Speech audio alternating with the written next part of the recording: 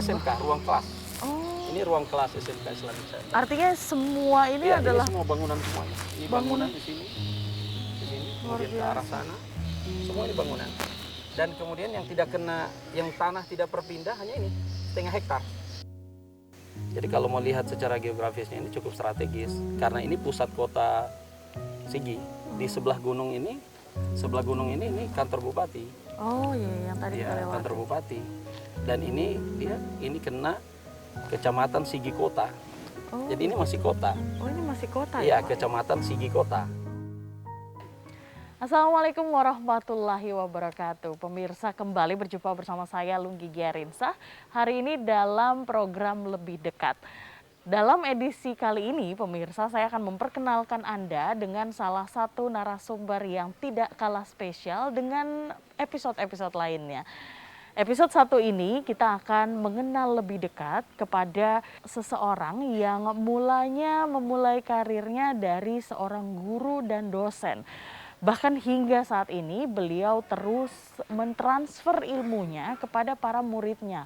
Padahal saat ini beliau telah menjadi salah satu anggota DPD MPR RI perwakilan Provinsi Sulawesi Tengah di Jakarta.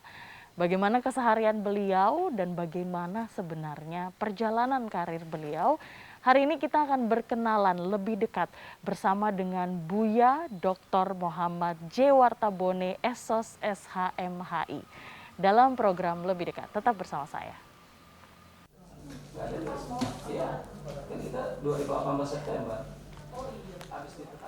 Nah, pemirsa, saat ini saya sudah berada di SMK Islamic Center, di mana beliau berperan sebagai pembina di sekolah ini. Saya akan masuk ke dalam dan langsung bertemu dengan beliau. Assalamualaikum warahmatullahi wabarakatuh. Selamat datang Bu Inggi. Ya, mohon maaf Bapak, saya mengganggu. Terima kasih, luar biasa, tidak ada yang mengganggunya. Kami udah nunggu kok. Oh iya, baik. Kasih. Mari Pak, kita boleh ngobrol-ngobrol sebentar Ya, ya Pak makasih ya. banyak. Terima kasih. Saya soalnya kebetulan banget Bapak ada di Palu, kan jarang-jarang ya Pak lagi ada di Palu. Ini kita kalau misalnya berbicara tentang SMK Islamic Center ini, saya sebenarnya baru tahu nih, ternyata Bapak juga adalah pembina di sini. Kalau saya boleh diceritakan sedikit, seperti apa sih ceritanya nih Pak, sampai akhirnya Bapak menjadi pembina, bahkan bukan cuma di sini, kabarnya ada beberapa sekolah lain juga. Gimana Pak ceritanya? Ya, saya memang tujuan saya pengen membentuk generasi Islami berbasis keahlian. Ya. Jadi tidak, karena kalau kita seperti saya ini kan anak santri ya. Kita semua di pondok pesantren itu tidak selamanya bisa jadi kiai. Dari 100 anak misalnya contoh, paling yang jadi kiai itu ya sekitar 10%. Ada sekitar 90% itu dia kan akan jadi manusia sosial.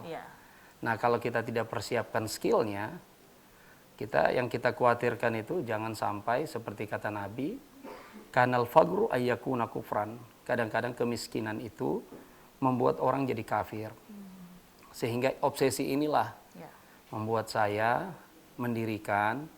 mendorong pondok pesantren berbasis kejuruan, Ribat Istiqlal ini.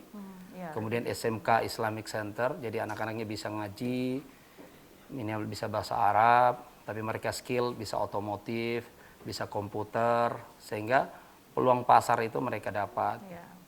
Mereka mencari uang, bukan mencari uang dalam keahlian keagamaan, tapi mereka cari uang itu, mendapatkan uang itu dari skill-skill yang mereka miliki, yang dari sekolah yang ada. Sudah berapa lama Pak, Bapak kemudian mendorong percepatan dari anak-anak ini kemudian untuk menjadi orang-orang yang punya skill begitu? Sudah sejak tahun berapa sebenarnya ini dijalankan? Sejak tahun 2009. 2009. Tapi kita rintis lokasinya itu sejak 2004. Ketika saya menjadi anggota DPRD Kota Palu. Kita merintis lokasinya di Petobo yang kena likuifaksi. Iya, betul. Ada sekitar 5 hektar semuanya. Itu kena likuifaksi. Nah, 2029 kita dirikan sekolah SMK Islamic Center dan pondok pesantren. Kemudian setelah itu SMP Islamic School. Ya, harapan saya pada saat itu para santri ini benar-benar bisa menjadi santri yang siap pakai. Mereka kalau mereka misalnya jadi imam masjid sesederhananya atau Ya. jadi kiai, mereka bisa mengharapkan rezeki itu tidak hanya dari amplop yang diberi, Ya. tapi saya mau mereka itu ada skill, Ya. ada keahlian khusus sehingga mendatangkan rezeki. Ya, jadi lebih membawa banyak manfaat untuk orang di seperti sekitarnya. itulah, insya Allah. Insya Allah, amin. Pak, kemudian ini kan tadi ada yang dilikuifaksi, artinya sempat terkena juga yang 5 hektar yang ada di Petobo ya Pak ya? Ya, ada. Nah itu artinya semuanya hilang atau bagaimana Pak? Dari Bangunan semuanya itu sekolah. tinggal setengah hektar yang tertinggal. Wah, Bangunan itu tinggal yang 6 lantai. Selain bangunan-bangunan yang lain, sekitar 15 miliar Wah. nilai bangunan itu habis. habis Pak Habis semuanya. total. Itu bangunan sekolah yang mana Pak yang habis? SMK Islamic Center, SMK Islamic Center. Palu, kemudian SMP Islamic School, Oh ya, SMP kemudian Islamic asrama School, pondok Palu. pesantren Ribat Istiqlal berbasis kejuruan setengah. Wah, artinya ada 3 sekolah, 2 sekolah dan 1 pesantren Ya. yang kemudian habis pada saat Habis likuifaksi. Artinya saat ini dipindahkan lokasinya Pak? Sementara kita ini darurat ini relokasi. Oh, ini Ini daerah pinjam salah satu. sementara dari Yayasan Al-Ahqaf. Oh. Ada kawan saya secara bersama-sama dulu kita mendirikan pesantren di tempat ini, kita persiapkan. Tapi karena begitu kena likuifaksi ya saya pinjam sementara Iya. untuk mempersiapkan ke Lompio, Sidondo. Oh, jadi nanti Jadi Lompio ini perbatasan antara Maranatha, Sidondo 4 dan Bora. di Kabupaten Sigi Pak. Jadi Kabupaten nanti Sigi. semuanya akan pindah ke Insya Allah sana. semuanya akan pindah ke sana, kecuali SMP Islamic School Palu. Oh ya, karena Itu ya kewenangannya karena kewenangan Dinas Pendidikan Dinas Kabupaten Pendidikan, betul. Kota Palu, Kota maka Palu. itu saya sudah serahkan ke Yayasan Al-Ahqaf Oh, yang oke, sudah diterima oleh Ketua Yayasannya Haji Ahmad Yunus Farouk. Baik. Artinya, wah ini kan kendala membuat sekolah dan kemudian menyiapkan anak-anak ini tentu tidak mudah begitu Pak ya. Iya. Selama ini apa saja sih Pak yang menjadi tantangan begitu dalam mempersiapkan sekolah, pondok pesantren dan kemudian anak-anak ini agar memang benar-benar sesuai dengan harapan kita bersama begitu Pak? Ya, di antara kendala-kendalanya orang tetap masih melihat saya ini politik. Iya, ya. Karena memang latar belakang saya kan Betul. anggota DPRD Palu dulu. Ya.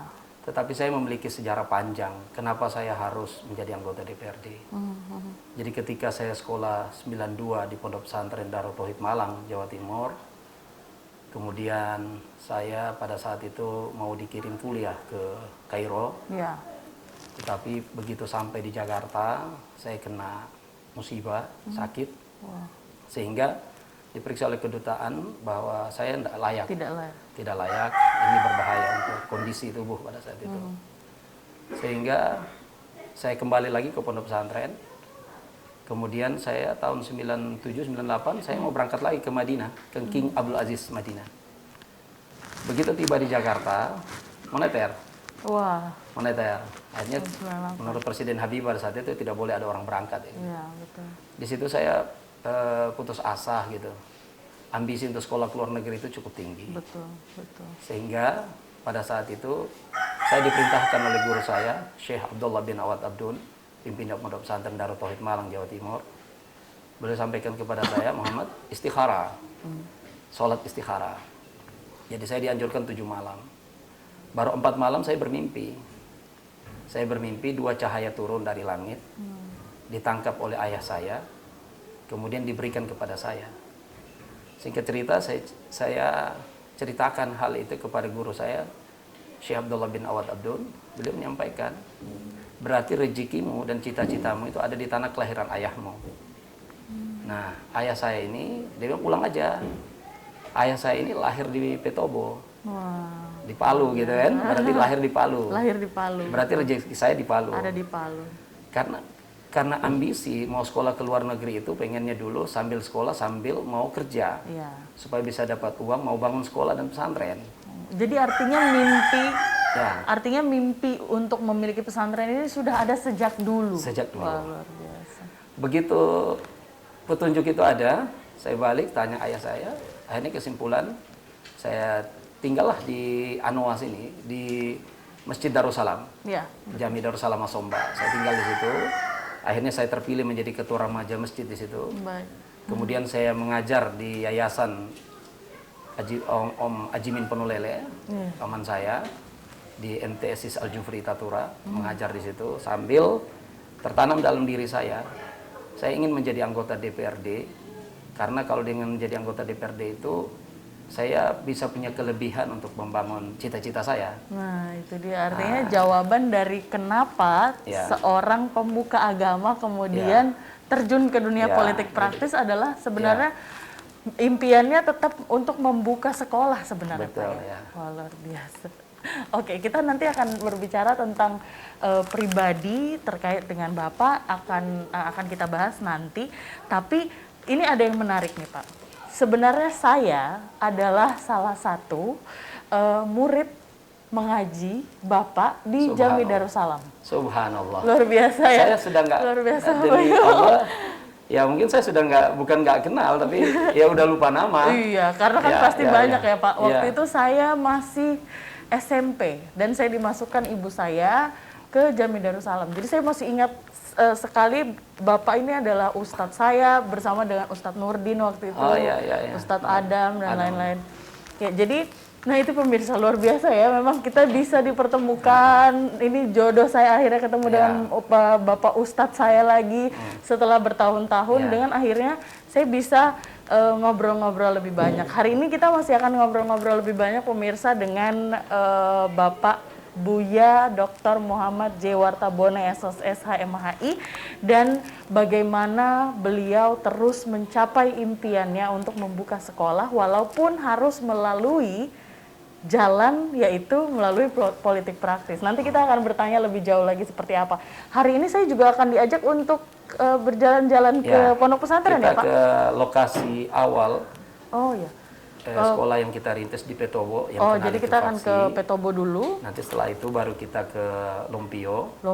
Maranata, perbatasan antara Sidondo 4 dan Bora. Iya. Itu relokasi insya Allah 50 hektar. Wow, luar biasa. Jadi saya wakaf itu 50 hektar. 15 hektar nanti untuk putri.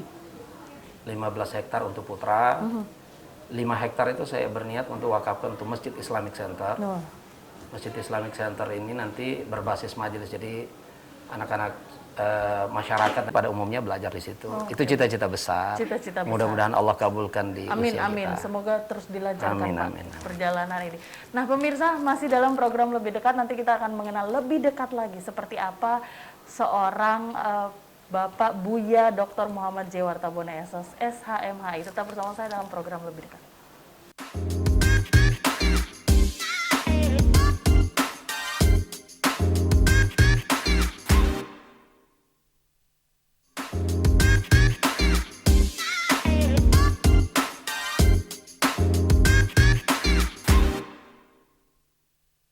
Ayo kita ke Petobo ya. Petobo dulu. Ya, lihat lokasi awal pendirian sekolah dan pesantren ini.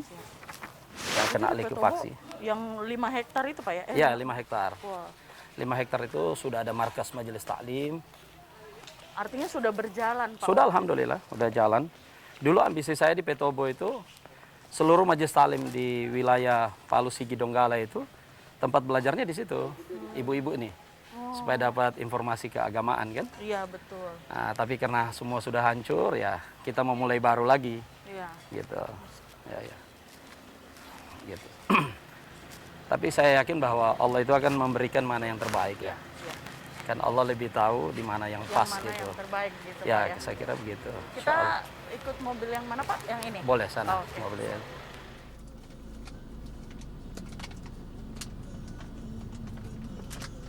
Tapi kalau misalnya dengan ibu sekarang Pak, itu menikah sejak kapan Bapak? Tahun? Saya 2009 menikah. Oh, jadi bertemunya di Palu juga? Di Palu juga. Jadi orang Palu? Orang Palu, dari keluarga besar Jalali. Oh, Jalali. Ya, dari keluarga besar Jalali. Jadi saya pun menikah itu waktu itu juga saya bernazar. Itu karena masuk periode saya kedua. Di DPR Kota pada saat DPRD itu? Kota.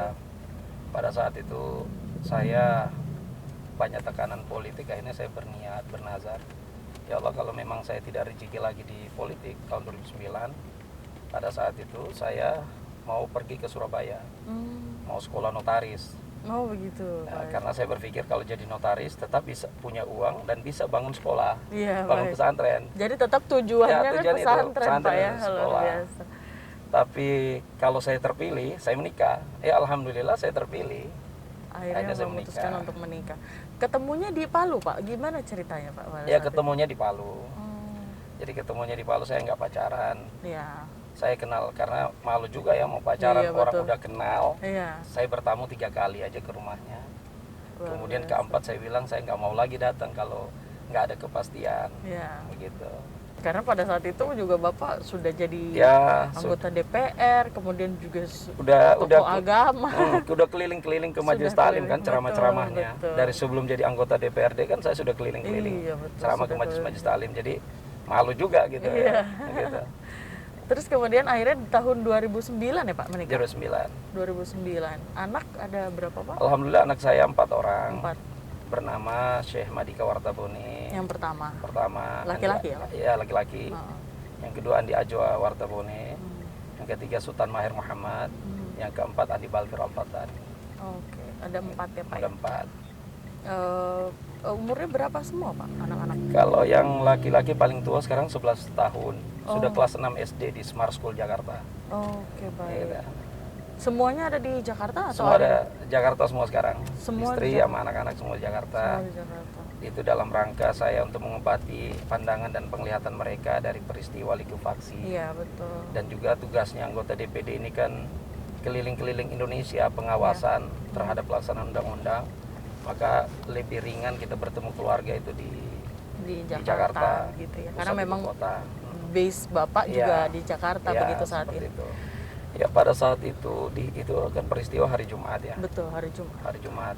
Saya tidak biasanya meminta sama istri karena kalau hari Jumat itu saya biasanya istirahat karena Iya. saya dalam sehari itu biasanya dengan santri Iya. malam Jumat, kemudian jadi saya persiapkan diri saya untuk saya jaga hubungan dengan santri malam Jumat sampai hari Jumat pagi Iya. subuh gitu ya. Nah, pada hari itu saya minta sama istri, sudah nanti anak-anak pramuka nanti lesnya nanti saya aja yang ngantar. Hmm. Jadi si Madika ini yang tertua dengan ponakan saya Aditya Warta Merdeka ini, Iya. itu saya antar ke SDN 3 Jam berapa Pak? jam 2. Jam 2 sih. Nah kemudian saya kembali lagi ke kantor DPRD Kota. Hmm. Nah setelah itu jam 4 saya jemput ini anak saya Iya. Syekh Madika Dan dengan ini. ponakan. Iya. Kemudian saya pergi rapat ke ya, kantor Yayasan Insan Cita Indonesia. Bersama Jalan mereka. Khairul Anwar bersama mereka saya bawa ke sana. Iya.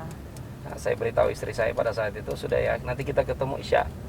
Tapi nanti Umi saja nanti datang, kita mungkin makan di luar saya Iya. bilang gitu.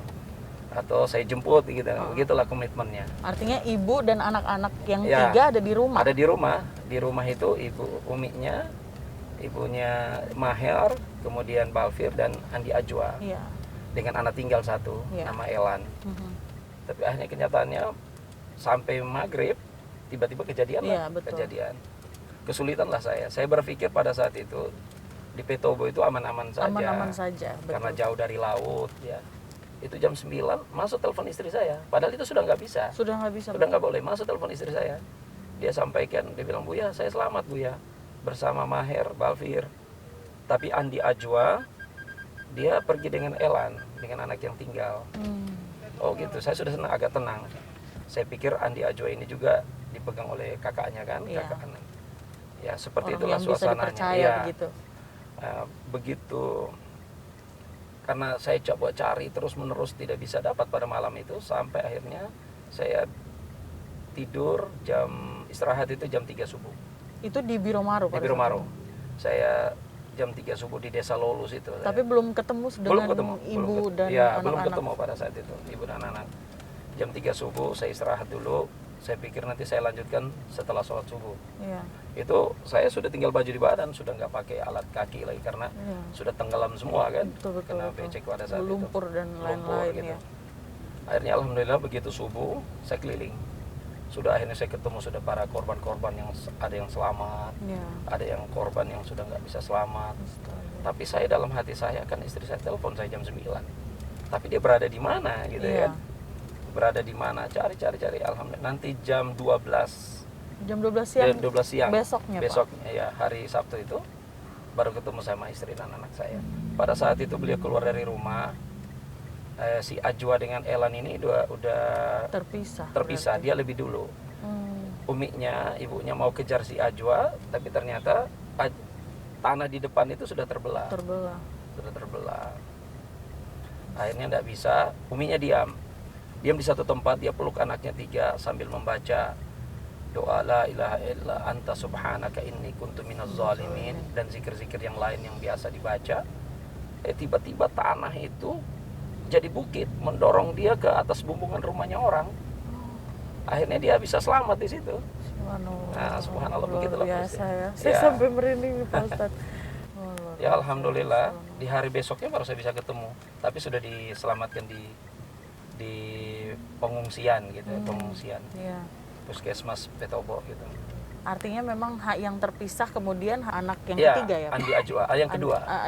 Andi Ajwa dan Elan itu tidak ketemu. Iya, tidak ketemu. Jadi saya tetap berusaha mencari terus-menerus. Di antaranya saya cari selama 1 minggu.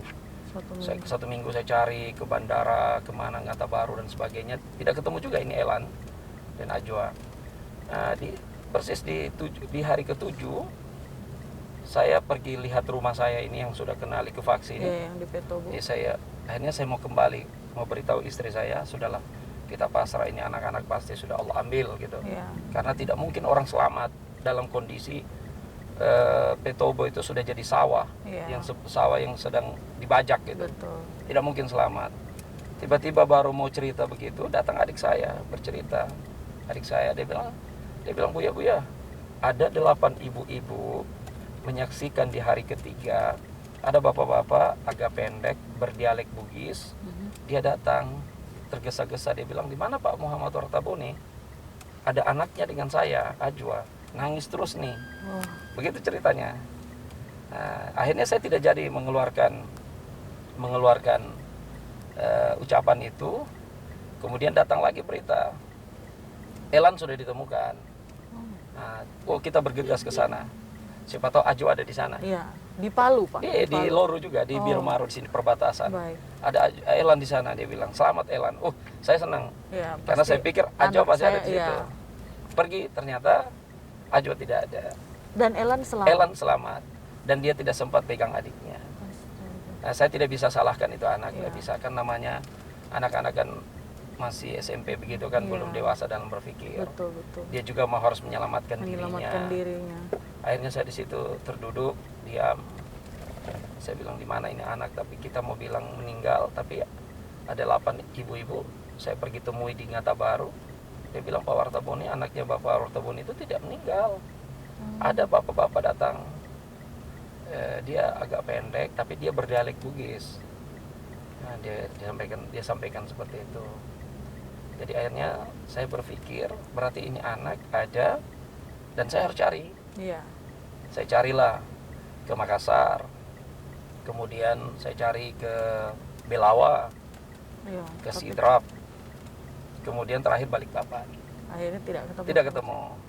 Nah, kira-kira begitulah sehingga saya mengambil kesimpulan, anak ini ada dalam genggaman orang, genggaman seseorang. Mungkin orang itu juga kehilangan keluarga, mungkin anak ini juga dia sayang, atau di hari ketiga dan keempat itu kan, di hari keempat saya diumumkan di RRI meninggal dunia sekeluarga, gitu. Sehingga mungkin dia berkeyakinan melihat kondisi Petobo ini sudah tidak ada kelihatan rumah, bekas pesantren, tidak mungkin selamat begitu ya. Pasti pemikirannya orang tuanya pasti sudah meninggal dunia, kira-kira begitu.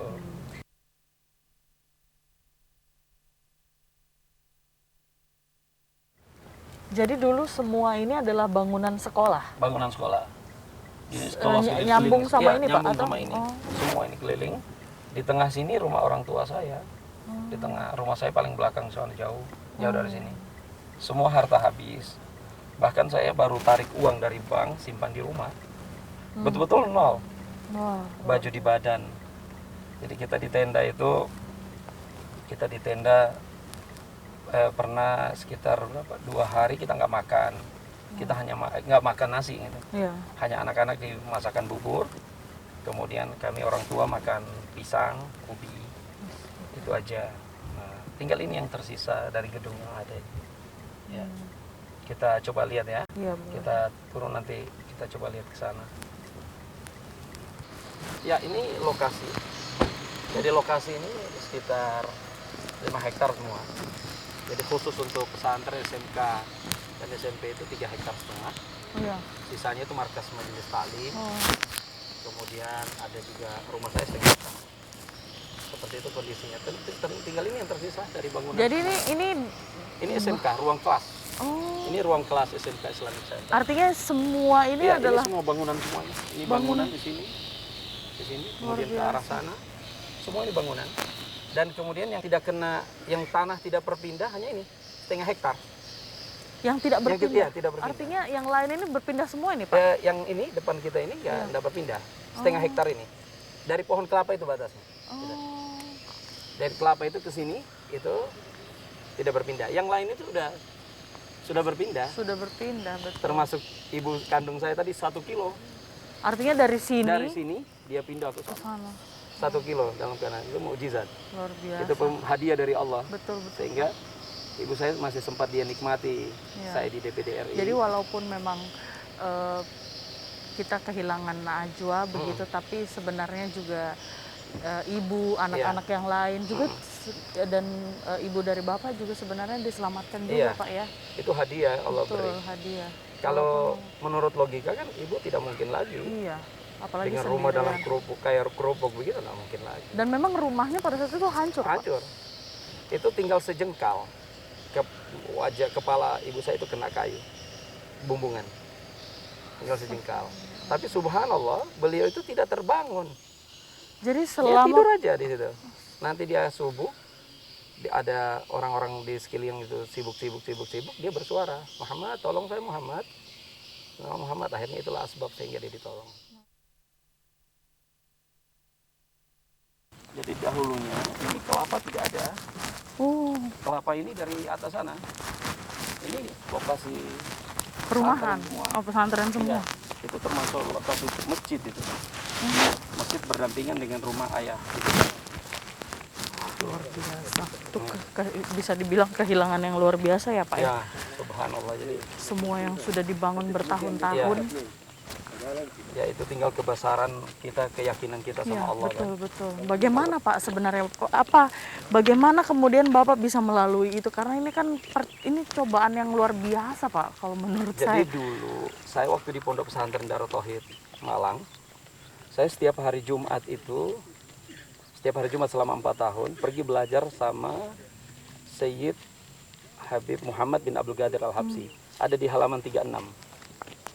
Ada di halaman 36. Itu. Ya. Jadi Habib Muhammad bin Abdul Qadir Al-Habsyi ini di 34, coba 34. 34. Ya, itu. Al-Habib Muhammad bin Abdul Qadir Al-Habsyi. Itu saya, jadi kita di pondok, tiap hari Jumat saya belajar dengan beliau di rumahnya. Itu belajar tentang salawat, tentang zikir, menulis salawat dan zikir dan hikmah-hikmahnya. Ya.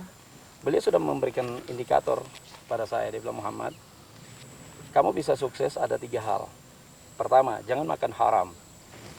Yang kedua, jangan makan subhat. Subhat itu apa? Subhat itu contoh sesuatu yang tidak diperuntukkan untuk kita, jangan kita makan.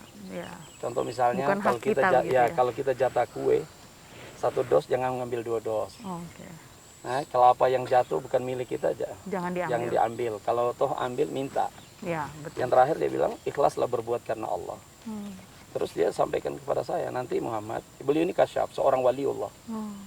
Jadi dia bilang, nanti Muhammad, kau dapat, nanti kau di umur 30 tahun, kau nanti lihat dunia. Kalau ngamalin. Jadi dunia itu yang dia masa tanya, apa itu dunia? Namanya kita masih SMA kan? Ya.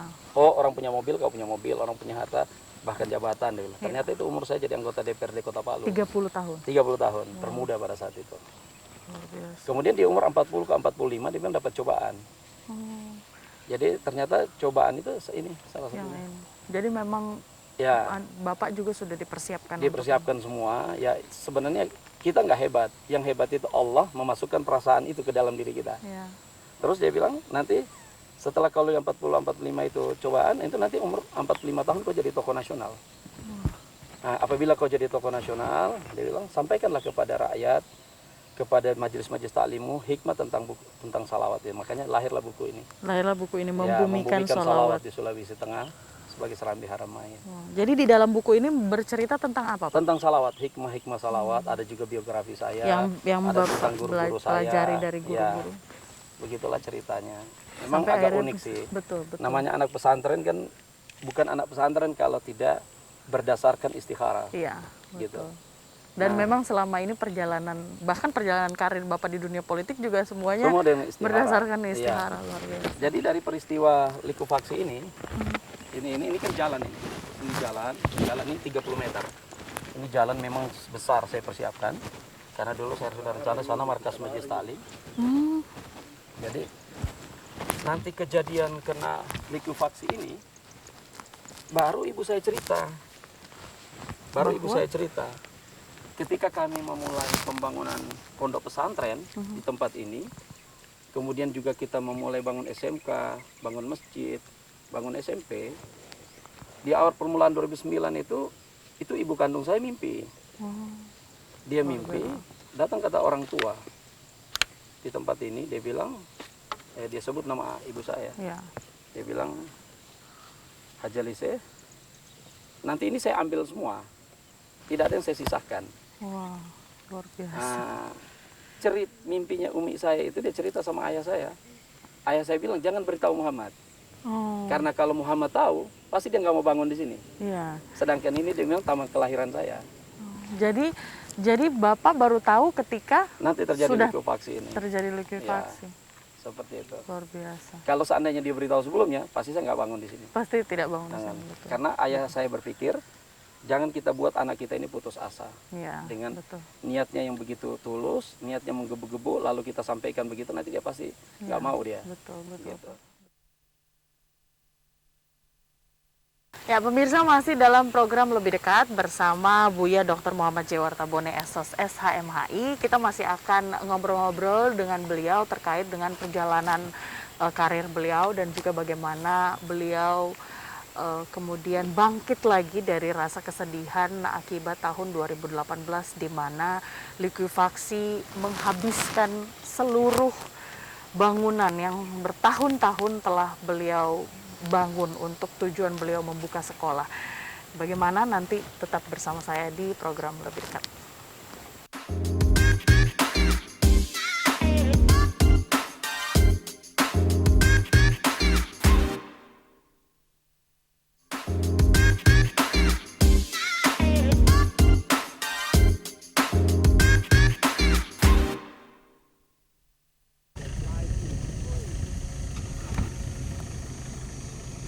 Nah, pemirsa, saat ini saya berada di Dusun Lompio, Desa Maranata, Kabupaten Sigi. Tepatnya berada di perbatasan antara Desa Sidondo IV dan Desa Bora. Nah, ini adalah tanah yang telah diwakafkan oleh Bapak untuk dibangunkan atau direlokasi pondok pesantren dan juga sekolah-sekolah yang kemarin sempat terkena likuifaksi ya Pak. Nah, ini bagaimana Pak ceritanya akhirnya bisa mendapatkan tanah ini, kemudian akhirnya niatnya akan merelokasi sekolah dan pondok pesantren? Awalnya tanah ini 5 hektar. Oh, ya. 5 hektar itu hibah dari turunan Raja Bora kepada ayah saya. Oh, baik. Gitu. Jadi ayah saya dan anak Raja Bora itu bukan Raja Madika, turunan Madika Bora. Oh, ya. Itu masih bagian dari turunannya cucunya Puyi Lasadin di Mangirante. Oh. Nah, karena ayah saya ini muridnya Puyi Lasadin di Mangirante, kemudian setelah itu belajar sama guru tua Said Idrus bin Salim Al-Jufri. Ya. Jadi di sinilah ayah saya tinggal dulu di belakang gedung ini, tinggal yang sekarang sudah jadi pemakaman beliau. Oh, ya. Jadi beliau dimakamkan di sini. Di sini, ya. Kemudian sambil bangun masjid ada di sana. Ya. Waktu itu.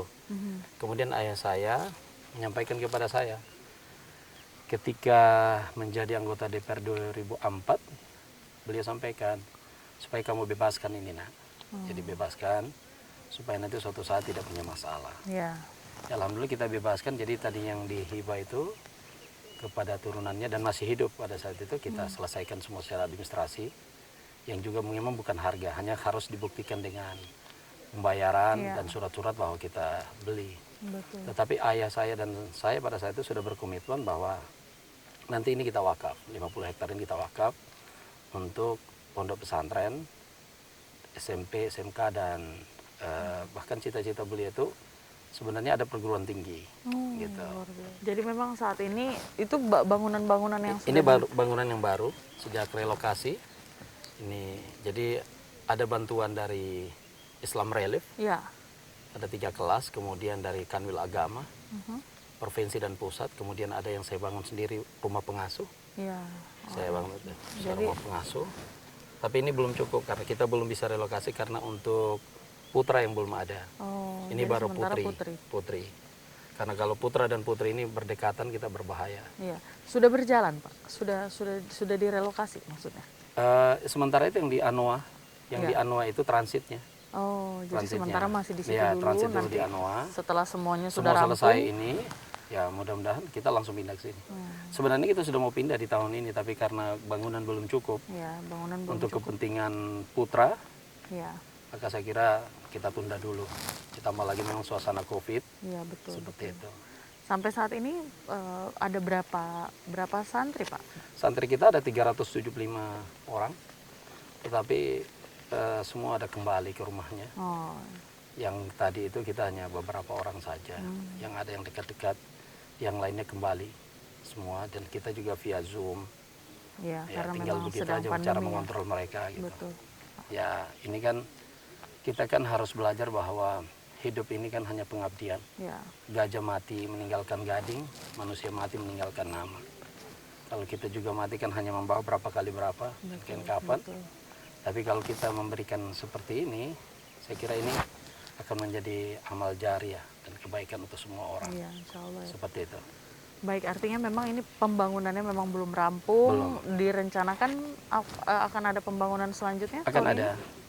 Jadi insya Allah 2022 kita mulai lagi. Oh, 2020. 2022, dan juga saya ada sumur di sini, ada di bawah ini ada sumur. Itu dibantu oleh Dr. Hajan Ilham Sari Lawira, Ketua Oh DPR iya, Provinsi Ketua Setengah. DPR Provinsi. Nah itu di sini sumur. Jadi untuk air, alhamdulillah.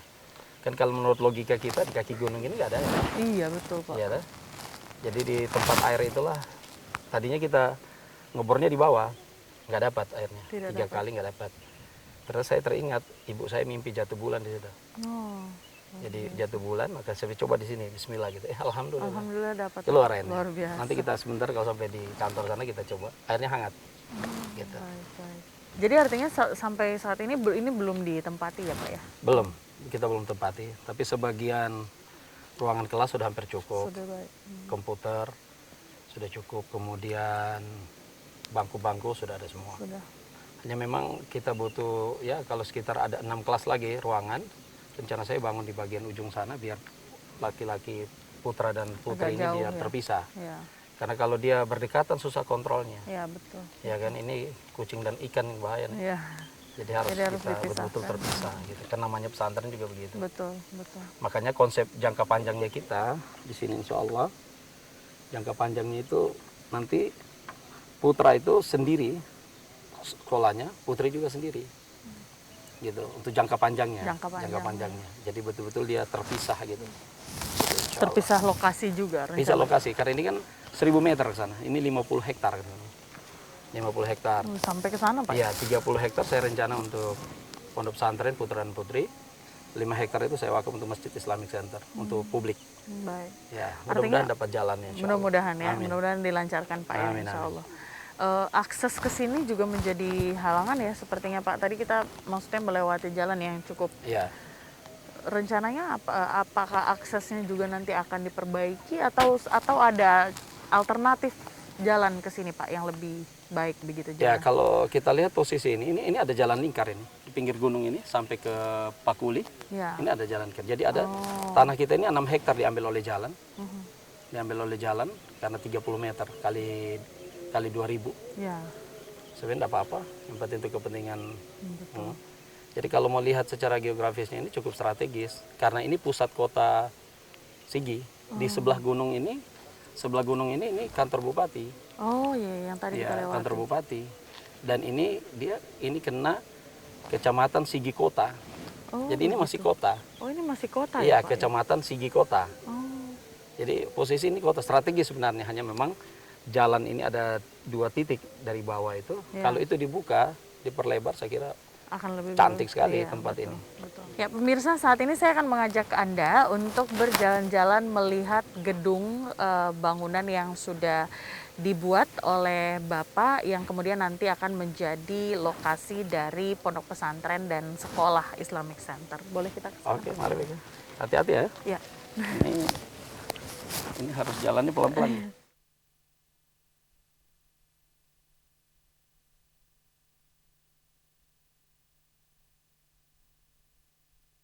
Ya, pemirsa, saat ini saya sudah berada di depan gedung Sekolah Menengah Kejuruan atau SMK Islamic Center berbasis Pondok Pesantren Pusat Sulawesi Tengah ya, Iya, Pak ya. benar. Nah, ini seperti yang Bapak ceritakan tadi waktu kita masih di atas, ini adalah gedung yang akan dijadikan gedung relokasi yang tadinya berlokasi Beralamat di di Petobo. Petobo ya, Pak Yang ya. kena likuifaksi. Iya, yang kena likuifaksi. Ya, boleh kita sambil lihat-lihat lihat-lihat ya, di Pak? ruangannya. Oh, ini permanent school reconstruction. Jadi ini bantuan dari Islamic School. Oh, Islamic Relief ya, Iya, Pak? Islamic Relief, USA. Islamic Relief. Oke, baik. Itu ada, kalau tidak COVID ini kita dapat bantuan juga tenaga surya dari Jerman. Wow, wow. Tapi karena COVID jadi Karena COVID harus tertunda. Iya. Betul. Ya mudah-mudahan, karena 50 hektar ini kan tidak mungkin bisa Iya. dibangun sendiri. Iya, apalagi dibangun sekaligus itu Ya, pasti tidak akan mungkin. sangat sulit. Tapi keyakinan kita kepada Allah itulah yang kita perkuat. Betul. Mudah-mudahan Allah bukakan jalannya. Kira-kira gitu. Mudah-mudahan Coba kita lihat, mari. Iya. Biar Jadi ini nanti rencananya akan dijadikan untuk putri. ini putri, rencananya putri. Putra yang sementara kita Akan dibangun di sana ya, Pak ya. Ini ruangan, ini meja. Oh, artinya meja kursinya juga sudah ada ya, Pak ya, sudah siap. Semua untuk 3 ruangan sudah siap semua. Ini memang kita masih kekurangan gedung Iya, gedungnya, Pak ya. untuk asrama maupun ruang kelas. Ya saya Kalau sebelumnya di Petobo ada berapa gedung, Pak, di total? Petobo itu total hampir 22 gedung, Wah, 22 gedung. 22 ruangan. 22 ruangan. Artinya ada berapa kelas, Pak, di sana? Ya ada SMP, ada SMK, Oh iya. SMK sampai kelas 3 kan. Iya, Bah. Terus kemudian ada Ada asrama. pondok pesantren. Iya. Ada 22 bersama dengan masjid. Iya. Ada markas majelis taklim. Kalau dirupiahkan itu sekitar 15 miliar. Iya, luar biasa. Artinya di sini sudah ada 3 ruang kelas. Iya, ruang kelas 3. 3 ruang kelas, kemudian asrama Ruang asrama dan ruang pengasuh. dan ruang pengasuh juga sudah siap. Tapi untuk putri. santri putri. Putri. Nanti Yang putra yang kita Ya, rencana mungkin di 2022. tahun depan ya, Pak. Tahun depan. Insya Allah. Mudah-mudahan Bangun pelan-pelan insya Allah. dilancarkan. Iya, jadi kenapa tidak jalan dulu, Pak? Maksudnya direlokasi dulu untuk santri putrinya mengisi tempat yang sudah ada. Keamanan santri yang kita ingat. Karena kalau namanya santri itu, ini kan kita membina anak-anak ini. Iya, betul. Ketika nanti tidak ada pengasuhnya, atau tidak ada orang yang dia segani, biasanya putra-putri bisa kumpul. Iya, akan sulit ya. Akan sulit kita kontrolnya. Nah, jangan sampai nanti niat orang tua jadi baik, hasilnya jadi Iya, baik. betul. Jadi kita tunggu saja dulu sampai Ya. semuanya jadi. Ya kan ada dalam kaidah salaf itu al-ajalatu minasyaitan bita'anni minallah. Tergesa-gesa itu adalah perbuatan setan. Pelan-pelan itu adalah dari Allah. Jadi kita harus begitu kan? Pelan-pelan saja. Pelan-pelan. Jadi sesuatu yang baik itu, kezaliman yang terstruktur akan mengalahkan kebaikan yang tidak terstruktur. Ini adalah kebaikan yang kita lakukan, tapi kalau tidak rapi, tidak terstruktur akan bisa menimbulkan fitnah. Betul, betul, Pak. Memperbaikinya itu susah. Memperbaikinya yang susah. gitu. Betul. Nama yang sudah Ya, dibangun gitu, insya gitu Pak ya. Allah. Baik.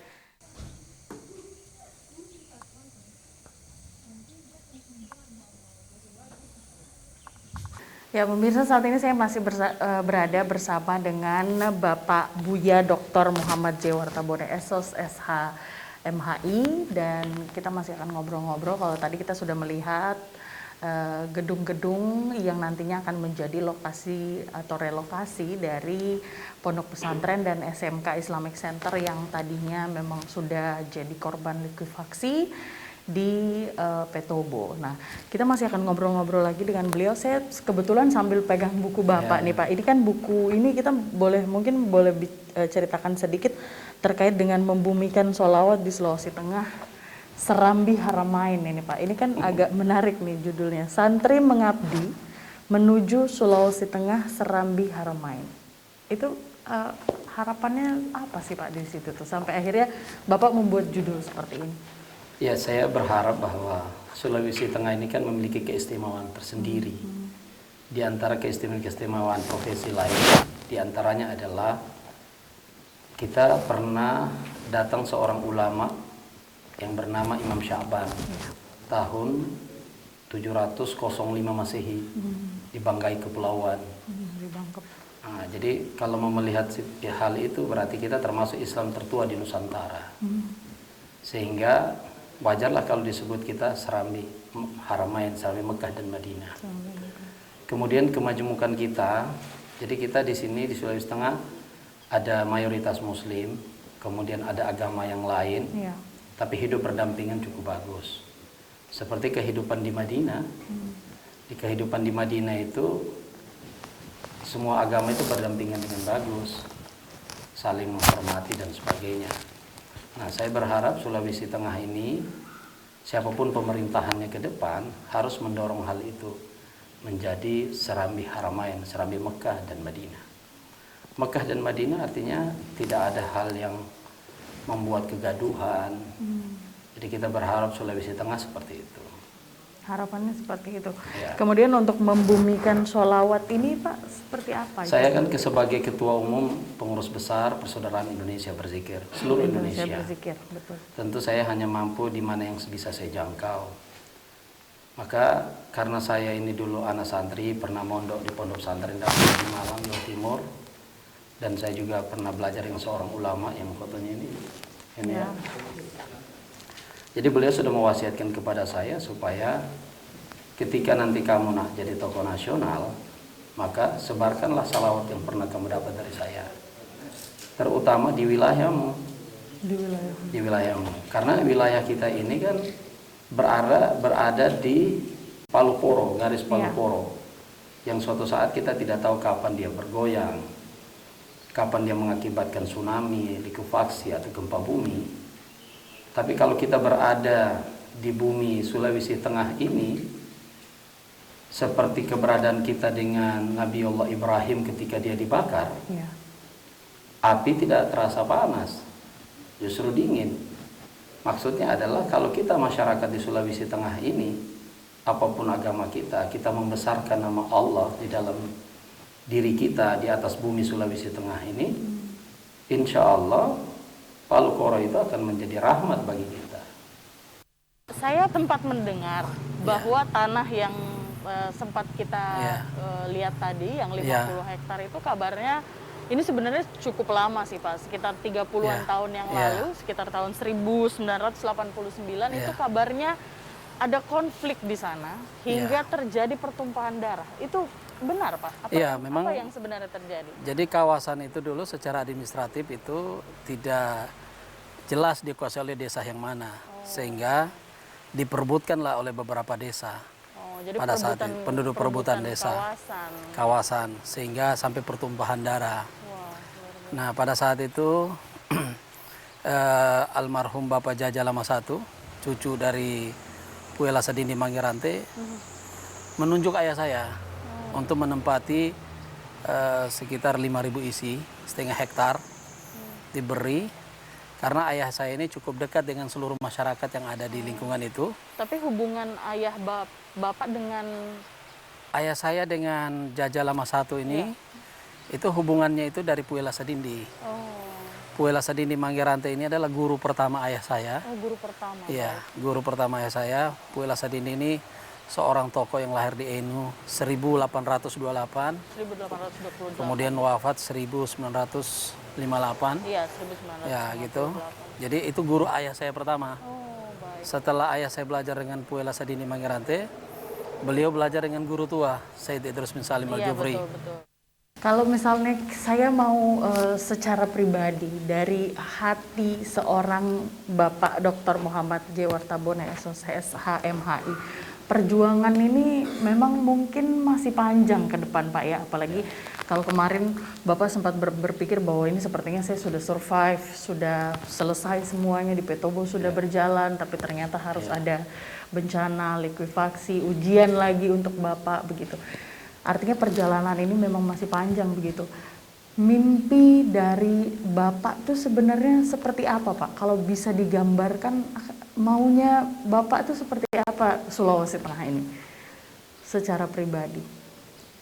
Ya, kalau berkaitan dengan tugas saya saat ini, saya kan pengawasan terhadap pelaksanaan undang-undang.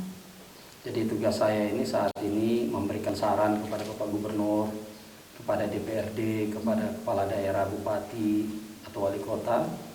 Di antaranya adalah Sulawesi Tengah ini harus kita dorong tumbuhnya pesantren menjamur di seluruh kabupaten. Karena sudah 57 tahun Sulawesi Tengah ini berdiri, kita bisa lihat ternyata pesantren hanya 100. Hanya 100. Hanya 100. Dari 100 itu bisa dihitung dengan jari mana yang hidup, mana yang tumbuh bagus. Maka di sini dibutuhkan peran seorang gubernur atau bupati yang bisa membantu pondok pesantren itu melalui dana hibah. Di gubernur itu kan ada dana hibah, di bupati wali kota itu ada dana hibah. Itu bisa dibantukan kepada rumah ibadah, baik gereja maupun masjid, pondok pesantren, dan yayasan dan lembaga lainnya. Ya saya berharap seperti itu, supaya kalau kita muslim betul-betul menjadi muslim yang takut dengan Allah, pasti kita akan membawa rahmat ke dalam kehidupan kita sehari-hari. Begitu juga agama yang lain, ketika dia benar-benar takut terhadap Tuhannya, pasti dia akan menjadi warga negara yang baik, saling menghargai, menjunjung tinggi toleransi dan sebagainya. Baik, itu kalau sebagai seorang anggota DPD RI saat ini. Kalau sebagai seorang santri Pak, ini kan Bapak mengawali seluruh karir ini perjalanannya dari seorang santri. Mimpi seorang santri yang dari tahun 92 itu sampai saat ini seperti apa Pak? Ya, saya sebagai santri, saya ingin membuka cara berpikir dan gerakan, khususnya para santri ya, kalau kita bicara santri, bahwa kita santri ini tidak hanya cukup kita berada di dunia pesantren saja, kita harus berada di luar dunia itu dalam rangka bagaimana menjaga keutuhan bangsa, negara kesatuan Republik Indonesia ini, dan juga bagaimana kehidupan ajaran agama itu bisa kita praktekkan dalam dunia yang lain, sehingga kita bisa benar-benar menjadi santri yang betul-betul diharapkan. Karena santri itu, orang menjadi santri tidak semuanya akan menjadi kiai atau menjadi ulama. Kiai dan ulama itu kan pilihan dari Allah Subhanahu Wa Taala. Tetapi menjadi orang atau menjadi makhluk sosial itu sudah pasti semuanya. Tetapi bagaimana kita sebagai santri itu tidak hilang nilai-nilai kita sebagai santri di dalam dunia yang lain. Jadi kita harus mampu mempengaruhi itu, gitu. Contoh misalnya santri itu harus ada nilai ketakwaan dalam dirinya. Dia percaya bahwa semua ini sudah diatur oleh Allah. Yang kedua, ada rasa tawadu, rendah hati dari apa yang dia dapatkan. Tidak menjadi dia jadi sombong. Dia sadar, misalnya seperti saya dipilih oleh rakyat, korban dari likuifaksi. Maka saya minimal merasakan penderitaan mereka. Dan kedua, ya saya memberikan dorongan kepada Bapak Gubernur, kepada Bapak Wali Kota dan Bupati atau DPRD supaya memperhatikan para korban tsunami dan likuifaksi. Bagaimana sih Bapak ini dari 2004 ya Pak masuk ke dunia politik praktis. Dari 2004 hingga saat ini belasan tahun bisa tetap mempertahankan tujuan Bapak yang awal, yaitu membangun sekolah, membuat pondok pesantren, yang membuat Bapak kemudian tidak mengikuti gelombang dan kepentingan-kepentingan, karena pasti dalam dunia politik praktis tentu saja ada banyak sekali goyangan begitu. Pak ya, itu seperti apa sih Pak Bapak melewati itu semua? Ya, saya selalu berusaha bahwa apa yang saya lakukan itu bernilai ibadah. Kan di dalam hadis Nabi itu innamal a'malu binniyat likulli imri'in ma nawa. Setiap sesuatu itu tergantung dari niat dan orang akan mendapatkan sesuai dengan apa yang dia niatkan. Di dalam santri itu sudah diajarkan namanya istiqamah. Baik berzikir maupun melakukan kebaikan yang lain harus istiqamah. Karena istiqamah itu adalah lebih baik daripada 1000 karamat. Al-istiqamah khairun min alfi karamah.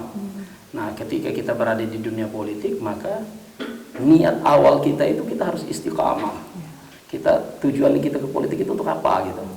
Untuk kemaslahatan banyak orang, maka kita tidak boleh keluar dari situ. Supaya kita tetap terjaga dan terpelihara, sehingga rakyat itu tidak akan bosan memberikan kepercayaan kepada kita.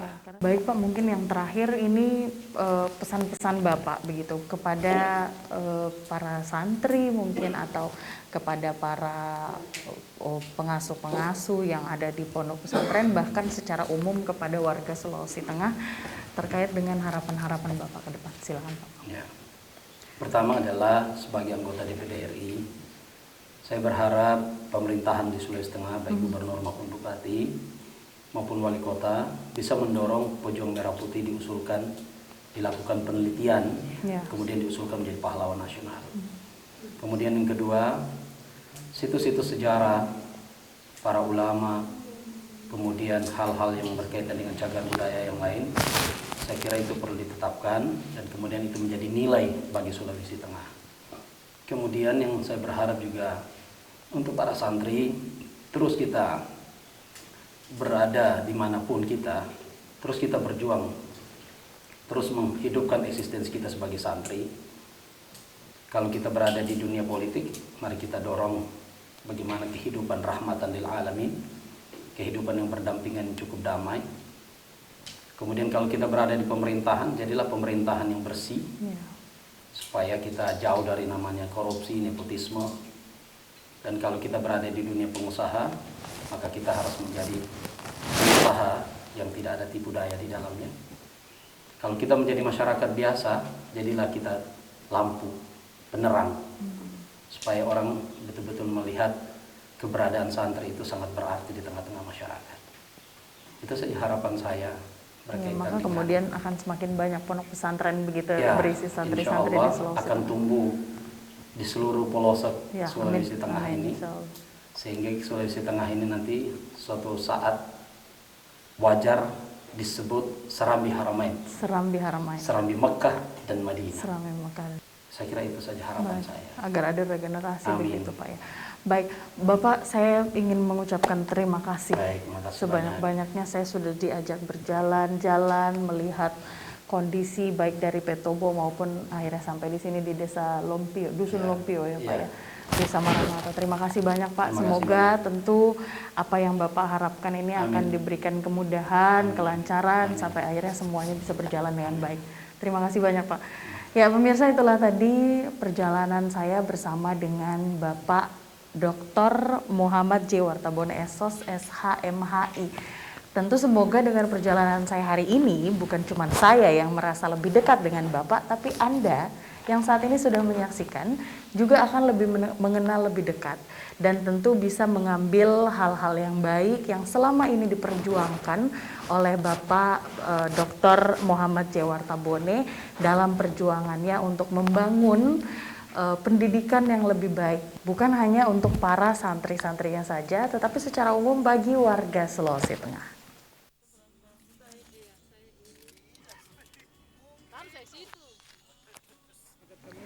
Ya pemirsa, hari ini kita belajar dari sosok seorang Muhammad J. Wartabone bahwa apapun tujuan hidup kita selama mengandung nilai kebaikan, maka cara apapun yang akan kita lewati dan akan kita tempuh untuk menuju ke tujuan tersebut, insya Allah akan selalu diberikan kebaikan, selalu diberikan kemudahan dan kelancaran dalam perjalanannya. Semoga dalam perjalanan saya hari ini bersama dengan Muhammad Jewarta Bone juga dapat memberikan inspirasi bagi Anda yang memiliki tujuan hidup yang tentu mengandung nilai kebaikan, bukan cuma untuk diri kita sendiri tapi juga untuk orang-orang di sekitar kita.